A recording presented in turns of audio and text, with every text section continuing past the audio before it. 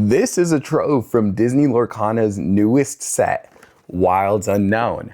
Let's go ahead and open it and see what's inside. All right, we have the Trove box on the foil playmat that was exclusive to parks. And this is the most satisfying thing about Trove boxes, is ripping them right open like that. But I think Troves are extremely underrated because of how they look. If you take a look at that Trove, you have the same artwork that you have on the playmat right here. And then you have artwork on all angles of the Trove. Got the Woody on one side, Mrs. Incredible on another, Buzz Lightyear on the other side. And then you have the lore symbol on the bottom. I'm sure everything is gonna be nice and jumbled up when we get inside of here. But, oh, it's actually pretty organized. You get a couple of pieces in here. So this nicely sets up as a card storage box. So one reason I love getting Troves is to be able to use them for storage for my cards.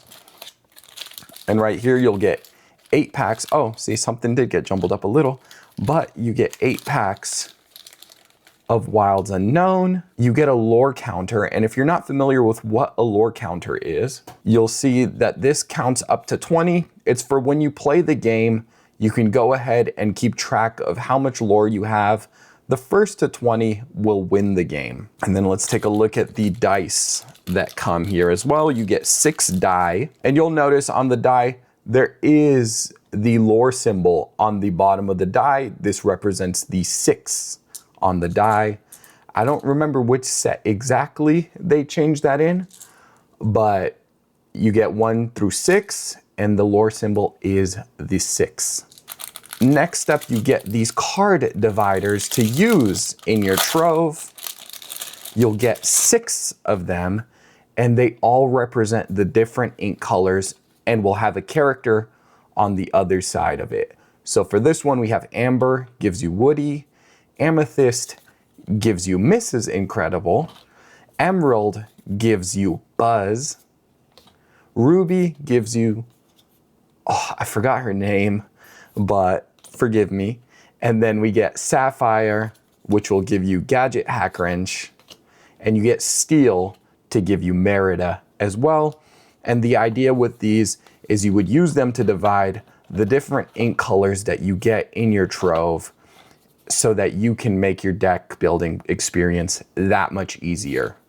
But let's get to the juicy part, which is opening the 8 packs that come in the Trove. Now you'll see that you'll get all kinds of different colors, and you'll generally want to organize into the different colors. I tried to do it right now to start with, but I'm totally fine with not doing that off the rip, and I'll organize them later. But if you are new to Disney Lorcana and you're not sure what is a good card, what is a hit out of a box, out of a pack, well, the last 3 slots in a pack are generally going to be the highest rarity cards. The third to last slot will generally be a rare or better. The second to last slot is going to be better or the same as the third to last slot. So if the third to last slot is a legendary, ooh, we got our first epic. We got the Kita epic. I've actually already pulled this one, but if you notice, the epic artwork is a borderless version of a common card or other rarity card that already exists in the set, but this just makes it look more nice. So we'll go ahead and throw one of these in a sleeve. But if you are completely new to the game and new to collecting Disney Lorcana, welcome. It's a lot of fun, and it's so easy to get really deep into it. And these artworks, like if you check out that Jessie, just looks so awesome. But okay, on to the juicy stuff. What is it that people actually want to pull from Disney Lorcana packs? Well, the top chases will generally be Enchanteds and Iconics. Ooh, another legendary. See, if you notice with legendaries, they're not generally going to be the craziest artwork that covers the whole card, but they are going to be playable cards in the game. And behind it, we have a foil rare.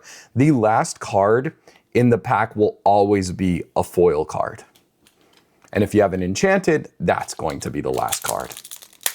And for Wilds Unknown, what are the top chases? Well, it's looking like the top chase is going to be the iconic Buzz, which I don't blame them because that card is stunning and it is impossible to pull or very difficult to pull.